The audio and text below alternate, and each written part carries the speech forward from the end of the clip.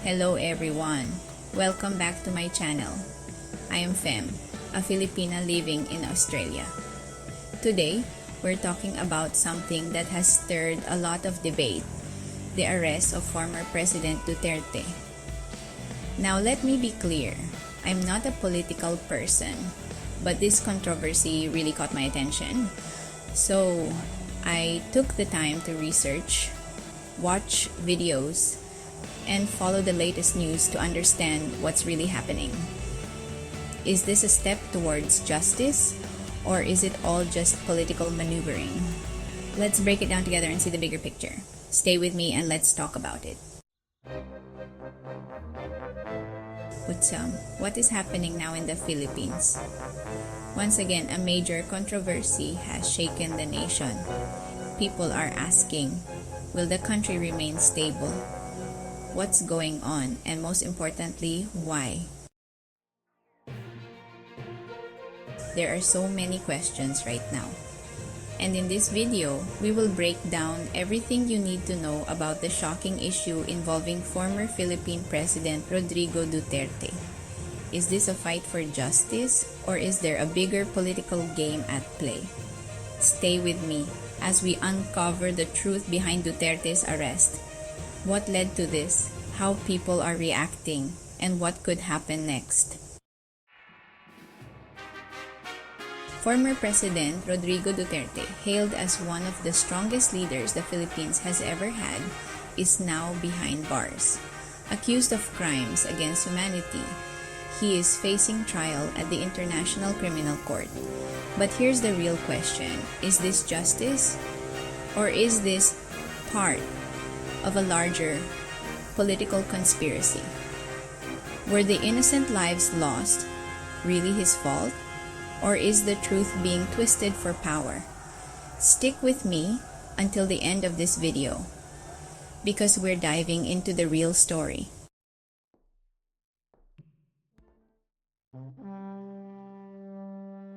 On March 11, 2025, Rodrigo Duterte was arrested upon arriving in Manila after attending a political rally in Hong Kong.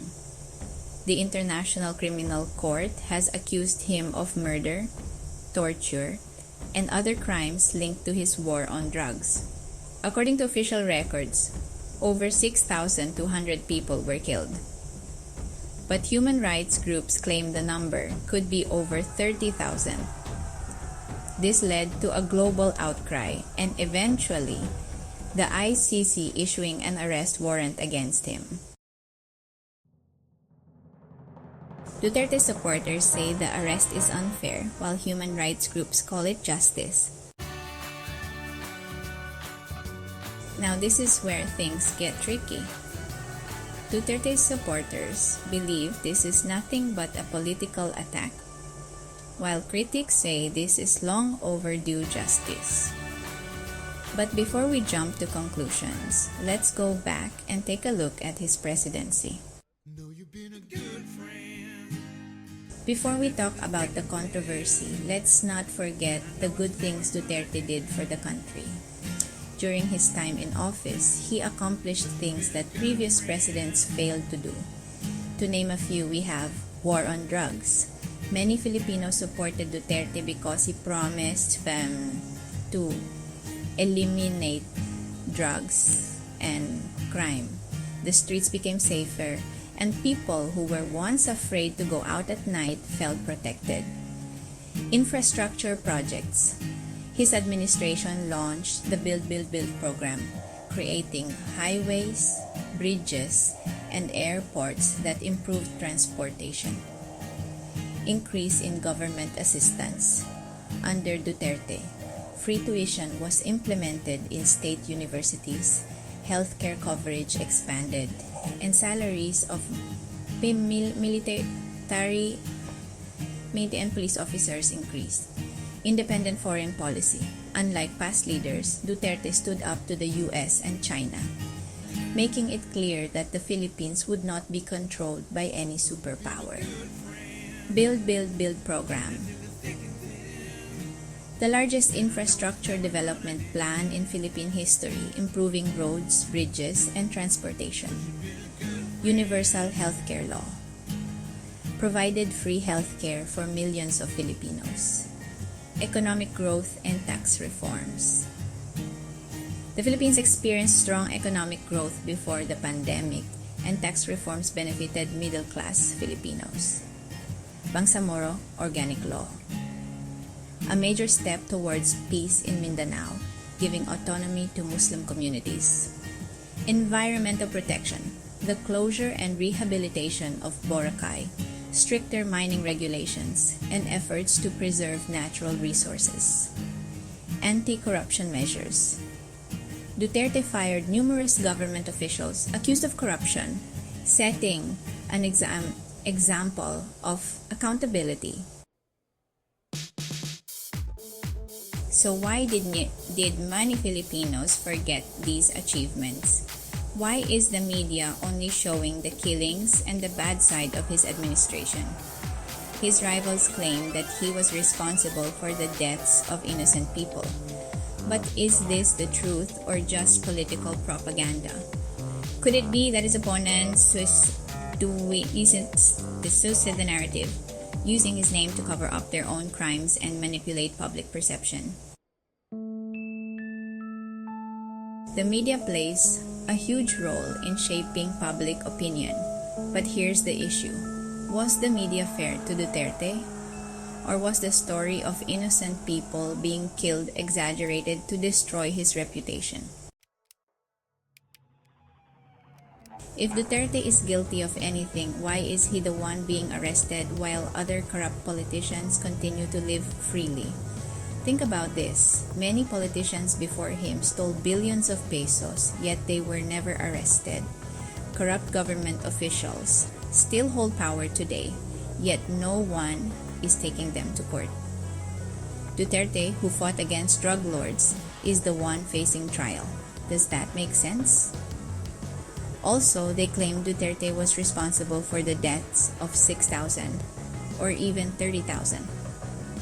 But while they focus on those numbers, what about the millions of Filipinos who were protected and saved during that time?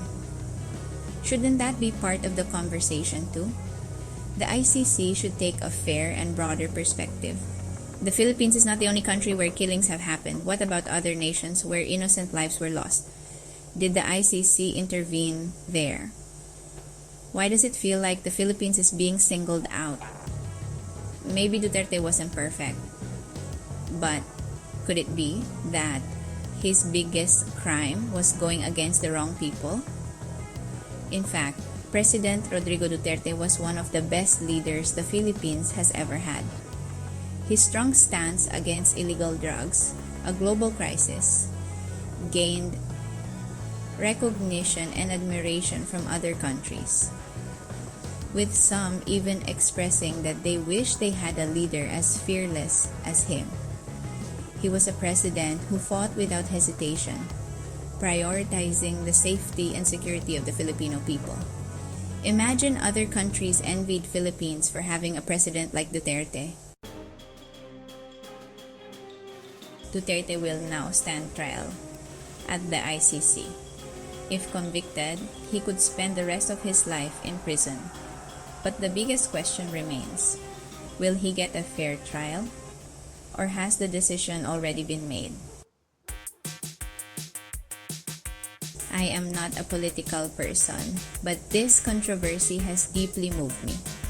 Back when I was in the Philippines, I saw firsthand how drugs destroyed lives, how innocent children were raped and even killed by drug addicts. The harsh truth is that the powerful and wealthy control the drug trade, making it nearly impossible to stop. But Duterte was the only leader who had the courage to take them on, and I respect him for that. I strongly believe he did not mastermind the killings of innocent people. Instead, could it be that his political rivals twisted the truth, used his name and blamed him? All because of the power of money? In the Philippines, money can manipulate reality. It can twist the truth, bribe people, and even silence victims with the right amount. That's the harsh reality. Justice can be bought, and lies can become the truth if the price is right. At the end of the day, this video is based on my research and personal point of view. Everyone is entitled to their own opinions and beliefs. The truth will always come out, and God is always watching. He knows what is true and what is a lie. Justice should be served to the right people. But are we truly seeing justice here? Only time will tell. Don't forget to like, share, and subscribe. Once again, maraming salamat and mabuhay.